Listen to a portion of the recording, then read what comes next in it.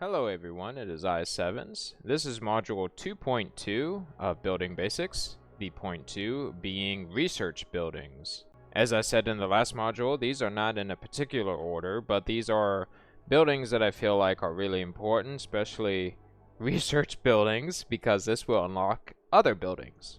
A running theme in Oxygen Not Included is the fact that everything requires everything. I know that's a bit vague. But it's really important to keep that in mind, and that a lot of things you can run out of, or you could temporarily run out of, so you need a lot of inner working systems to help you have what you need, and this is even true with research. But that is a little bit complex, so we're going to dial things back and just look at these things very simply. The research station right here is one of the first buildings you will have. It requires 60 watts of power. And essentially, you'll see these little marks right here when you press research in the top right corner of your heads-up display. And all of these little blue marks right here are what you can research with that building. In order to research the next building, you have to research the next colored mark. In this case, the purple one is advanced research. And it'll give you the supercomputer, which we'll look over in a second. There are several things you can go ahead and research. And research, no matter what building you're using, does require duplicant labor, as well as certain resources.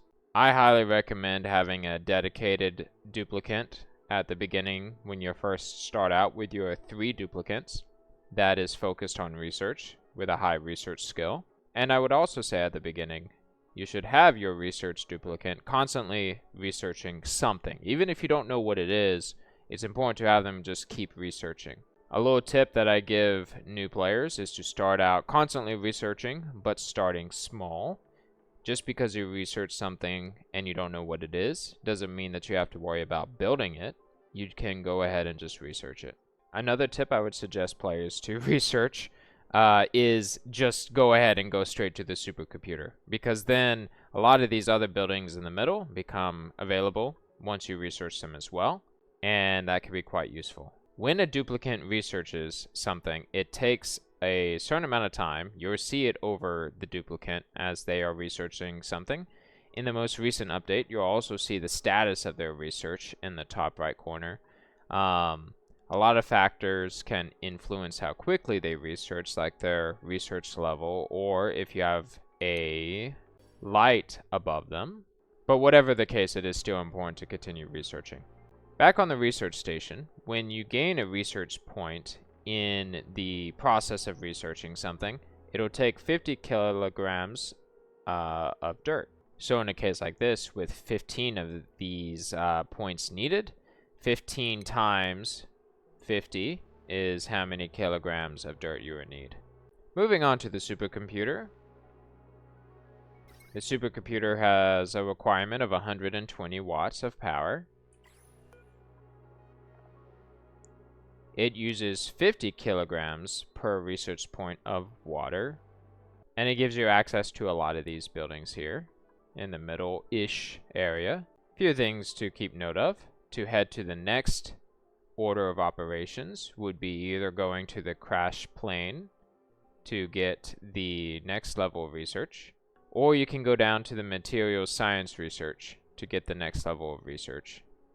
A tip with the supercomputer is that because it requires water, I have found when I was playing at the very beginning and learning how to play that because I didn't figure out my water problem very early on, I ran out of water. So I was unable to research. So be careful about that. So let's assume that the next path you went with is down here with materials science research. And you got the materials study terminal, which is right here. This one requires 120 watts of power. And it gives you access to the yellow type of research right here. The thing to keep in mind with this building is that it does not require dirt or water, but instead requires rad bolts, and it requires 10 units per research point of them. Essentially, a rad bolt is a blob of radiation So you have to figure out how to make radiation into blobs and send it into this building. I would not go over how to do that, but I will show you what it kind of looks like. It's got this port right here. You get this radiation tab right here, and this is in spaced out DLC for oxygen not included. And by rotating the rad bolt reflector, you can send a rad bolt into a particular direction. So right now, boom, it's if a rad bolt is coming into the white, it's going to shoot it out from the green, and boom, gets sent right here. Now all you got to do is figure out how to generate rad bolts and send them into this thing right here. That is likely going to be done with the rad bolt generator. So if radiation was being generated all right here by these, and you send them over to the right, I thought it would send it over. There we go. They would all be sent here, and then they would be sent down using the rad bolt generators. The next research building is the virtual planetarium. I like this building a lot because a duplicant will actually go inside and look like they're floating. It requires 120 watts of power, and it requires data banks per research point. In order to get data banks, you're going to have to build something that goes actually inside of the rocket. Under the Stations tab, you're going to need to build an orbital data collection lab. This requires 60 watts of power and duplicant labor, and it uses plastic in order to make a single data bank. When you are ready to build rockets, you can send a rocket right here, one space away from your main colony, and it can just sit there until you feel like you need to bring it back. And as it's sitting there, as long as the inside of the rocket has a duplicant and plastic, then that duplicant can continue to make data banks until you're ready to send it back. Once you have that one done, then you can build some of the more complex buildings in the game. Typically, it's all the ones on the right. Except that one. That one is just yellow. Doesn't require the orange one. But it does lead to this orange one. Using May as an example, going to skills, it's important to consider this one other necessary thing. In order for a duplicant to be able to research, they will need the proper skill. So for the supercomputer, which is this building right here, May would need advanced research. May does not need any skill to use the research station. For the material study terminal right here, May would need field research as well as applied science research. And for the virtual planetarium, May would need astronomy as well as data analysis researcher to use a virtual planetarium. One tip I would give you is to be aware of how this is adding a lot of stress to May, so it's important that you have other things that reduce stress and boost morale, ideally by a lot, because this would be a lot of stress right here to learn all this. But if you know how to make different rooms, such as the recreation room, this shouldn't be all that difficult.